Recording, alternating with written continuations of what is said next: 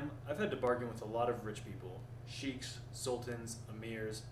The one thing I've realized is that money is never just money, it always stands for something.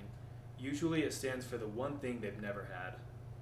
Fletcher Chase, played by Mark Wahlberg in All the Money in the World. What's up, you guys? Steven Vanderhook back again. I recently watched All the Money in the World and really liked this movie. In particular, this quote really stood out to me, and it's not something that is a main part of the movie. It's not like a big centerpiece. It's not, online you don't find good quotes or memes or like pictures or inspirational pictures or anything like that with this. I actually had to go and find the script online and then dig down and find it, right, in order to make sure I got it right, because you can't really find it anywhere. But it really stood out to me. This seemed to be a big part of the movie, a big lesson to think, what does money stand for in my life? And for today's video, what does it mean to be rich? People always say they want more money, they want to be rich, but the question is, why? What lifestyle do you really want? What are you chasing? And how can you have that lifestyle now before the money comes? Because if money is just a symbol, if it stands for something, if it stands for the thing that we didn't have, how can we get that thing now without worrying about the money and the money will come later. But in the meantime, let's start living the rich lifestyle now. About 6 months ago, just before the virus started happening and people were still able to travel, and that was very normal, I was traveling, I was on a flight coming from east to west, from the east coast over to the west coast, and I noticed that we were chasing the sunset, and it was absolutely beautiful. And because we were traveling west, the sunset lasted over 2 hours long. And to me, I was just captured by it. And I just sat there and stared out my window, and I just watched the sunset. And it really hit me that I was just flying at 30,000 feet, hundreds of miles an hour, watching a sunset from above the clouds. I mean, what a crazy experience I was having. It was absolutely mind-boggling. It was so wild. And so I reached over to my seatmate. I knew who he was. It wasn't a stranger. And he was doing work on his laptop. And I said, dude, check out this sunset. He looked up. Cool. Right back to work. Literally looked up for less than 2 seconds. I'd be surprised if it was 1 second. And that's okay. He was doing work, and I get it. I've done plenty of work. I'm sure I've missed lots of opportunities. I'm not trying to put him down. But, we all have that experiences where if we just stop and sit back for a moment, instead of being caught up in the busyness and say, oh man, I hope I get back in time, or I hope I can catch my meal, or what are they serving, when can I get my drink? Instead of worried about all the hustle and bustle, just sit back and watch a 2.5 hour sunset from 30,000 feet. I mean, there's nothing like that. You can't make up that experience. You can't imitate that. That is a really cool experience. And how many experiences have I missed like that I didn't capture? And I was the person on the laptop saying, yeah, cool. Don't bother me. Back to work. That's what I'm talking about today.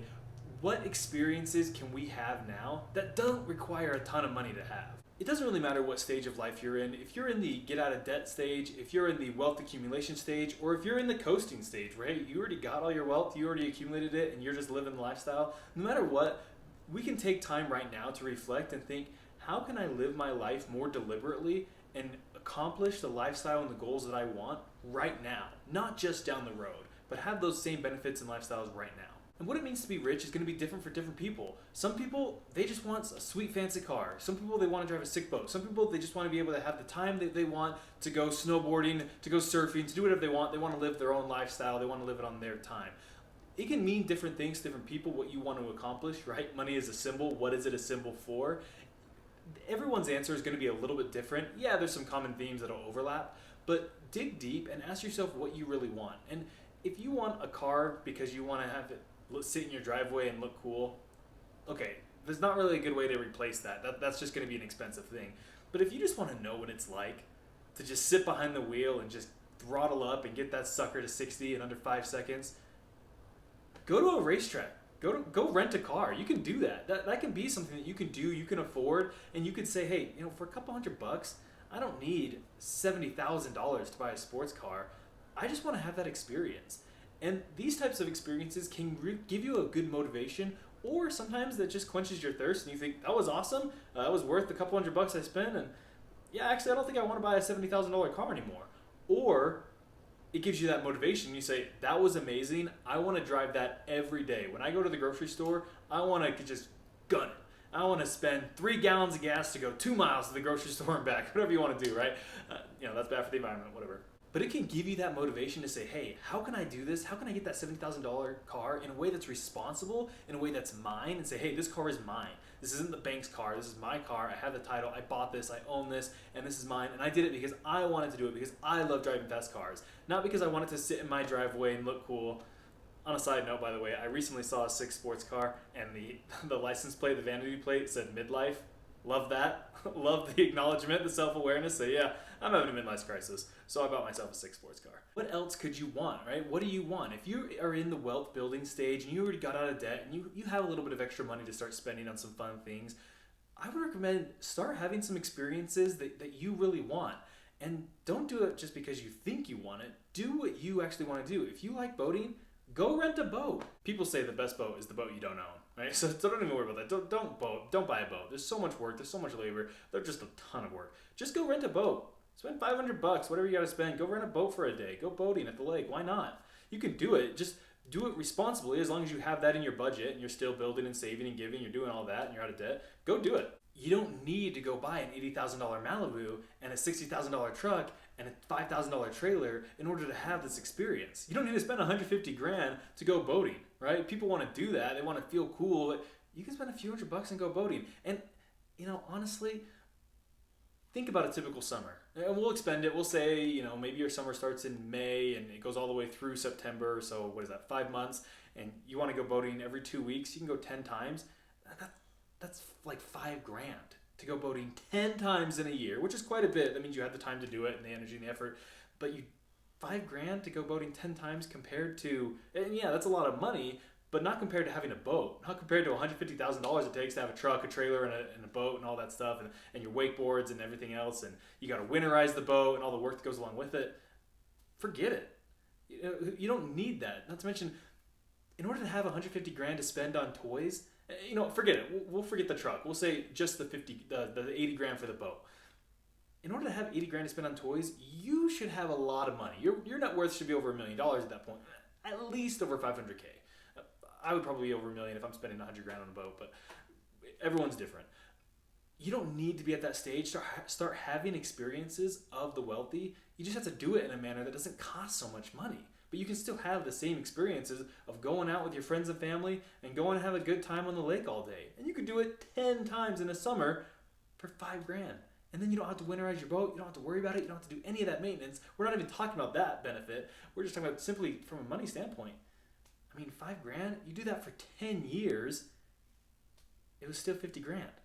And every summer you got the newest, sickest boat. You're not dealing with a 9-year-old, 10-year-old boat at the end of this. You're still just renting whatever boats they have and you get a new boat. So, you can have these experiences now. You don't have to wait. One stage of life that I'm excited in is to just have my dream house. I mean, who isn't? Everyone loves their dream house. Everyone thinks about having a dream house and a dream neighborhood. And one thing my wife and I love doing is we love going on walks. We go with little Theo and we take him out on a walk, and we go on a Sunday evening walk, and we go into really nice neighborhoods and we just look at all the beautiful houses. And we enjoy the houses, we wave to people, and we look a little out of place because everyone there is really wealthy and they look expensive and we're just normal people, but we love the houses in these neighborhoods. So we go and we do that and we really enjoy the neighborhoods.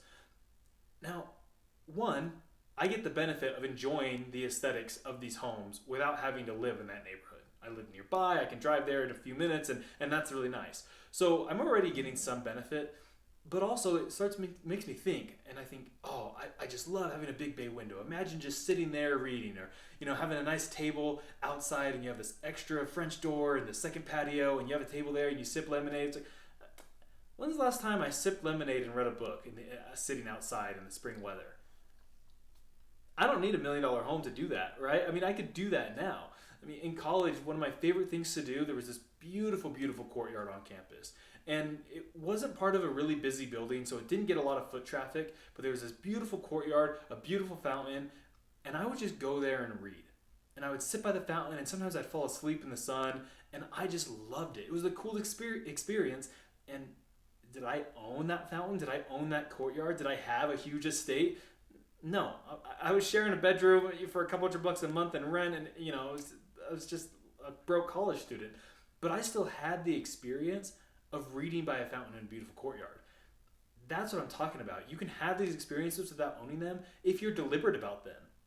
I mean, a lot of times we fantasize over things that we don't actually want. I mean, How many people have these beautiful homes, but they're not actually enjoying them? Right? I mean, you could drive through your typical nice neighborhood and you'll see toys in the yard. People have their boats, they have their RVs. And how many of them are just working all day, every day because they strapped themselves with debt to get these things early before they own them? And they have these things on loans and they're never really able to enjoy these because of their lifestyle. So it's about having the lifestyle, not necessarily about having things. When's the last time that you sat down and you really enjoyed something? Whether it's a movie or you sat down and you listened to an album. And I don't mean, you turned on Netflix and you were sitting on your phone half distracted and then your iPad came up and you had some things going on there and there was Netflix in the background. I'm not talking about that. I'm talking about a true experience. We talk about having a big house with a home theater. Why? Do you even like movies? And if you do, go watch a movie. You can rent any movie in the world for like $3. Just go do it. Or reading a book or listening to an album, right? Just be like, hey, you can get any song for free, legally, right? Or basically free. I mean, you can stream it for a few bucks a month or whatever, and you can just listen to this. You can listen to a whole album and just sit on your bed with nothing but you and the music. I mean, when's the last time you did that? You don't need money to do that, but that's awesome. You know what I mean? That's what it means to be a Kardashian, to be living in Calabasas, just to be fancy, to be rich. You can just have the time and lifestyle. Well, you don't need to have $1 million to do that, or $10 million. You can just get a nice speaker, get a nice pair of headphones. They'll last you for years and years, and you can just listen to all the music you want. It's about being intentional. It's about being intentional with our time, with our energy, with our efforts to say, hey, this is the lifestyle I want, and I can do it now. I don't need to wait. Growing up, when I was a little kid, we didn't have a lot of money. I didn't know. I didn't care. You know what my parents did? For vacation, they took us to the beach. We all packed in the minivan, we drove to California, and we chilled at the beach. And no, I didn't go to Disneyland. I think actually one year we did go to Six Flags. We had some hookup where we got discount tickets or something through a friend who worked there, or some weird thing like that. I don't know. They lived in California before I was born. But anyway, the point is, we didn't go, and my parents didn't put a huge vacation on a credit card so that we could all go and have a good time at Disneyland and have a big fancy experience and sleep in Cinderella's castle. We stayed at a Motel 6 and we all crammed in a little room, and I'm sure my parents were miserable, but they did it anyway. And they did it because they loved us, and they took us and we went to the beach and we had the time of our lives. I was a little kid. I didn't care how much money. I didn't know what money was. It doesn't matter. You can have really powerful, fun experiences, and you don't need a ton of money to do it.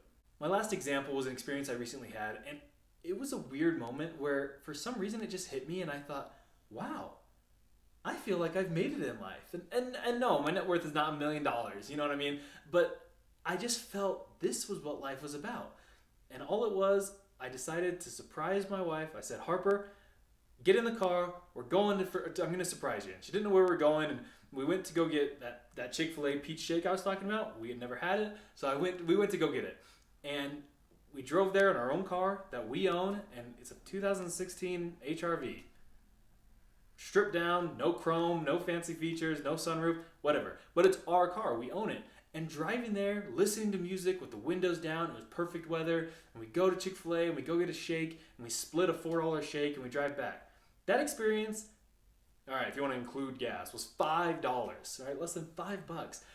And we just had an amazing time. And it was, an hour that we spent together, and it felt wealthy. You know what I mean? Like, no, it didn't cost a lot of money. I spent less than $5 to split a large peach shake, but at a fast food restaurant. But it felt nice because it was just, hey, spur of the moment. We got the time. I'm not just going to sit here on my phone until I'm tired and eventually fall asleep. I'm going to go out. I'm going to do something fun and have a good time and have an experience. It didn't take money to have that, but I felt accomplished. I felt like I did a good thing. That's my point of today's video. You don't need a lot of money to start living the lifestyle of the wealthy. We started off with an example on a plane. Obviously most people haven't flown in a little while, but if you think back to the last time you flew and you look and it's got the Sky Mall magazine and you're walking down the airport and there's Gucci stores and there's all these nice designer stores and, there's people who are shining your shoes and they'll give you a massage, and the travel industry, especially in airlines, really push hard this like faux rich lifestyle to be like, this is luxury. At the end of the day, you're in an airport, you're on a plane. You know what I mean? I mean, sure, if you're in like business class and you got a bed and you're sleeping while you're going across the Atlantic, okay, that's pretty sweet. But for the most part, you're just traveling. You're just going somewhere. You're going to get somewhere, whether it's for work or vacation, whatever it is. But they really push this like luxury lifestyle through material goods, and you don't actually need that. You just need a plane ticket to go somewhere and go experience the world. You know what I mean? You can backpack through Europe and sleep in hostels and work your way through. You don't need a lot of money. Sure, you can go spend $20,000 to experience Europe, or you can do it for like $1,000. You know what I mean? And you can both have those experiences, and both people can feel and experience these different locations. And obviously, the $20,000 versus the $1,000, they're two different experiences. I know that, right? That's kind of an exaggerated example, but either way, who got to go see 10 countries in Europe? Both people. Right? Who got to go see the Colosseum and the Eiffel Tower? And sure, maybe one person had a more expensive meal for lunch that day, but you both could have those cool experiences, and that's what I'm talking about today. Takeaway from this video, do something tonight. Whenever you're watching this, just go and decide, I'm going to do something, and I don't need to spend money on it, but I'm going to do something that a rich person would do, or that I would do once if I was rich, right? That's the question. When I'm rich, what do I actually want to do? And do something like that tonight. Listen to an album, watch a movie, read a book, drive through a nice neighborhood, go and do something that just feels good that you took initiative to do. See you next time. Stay safe.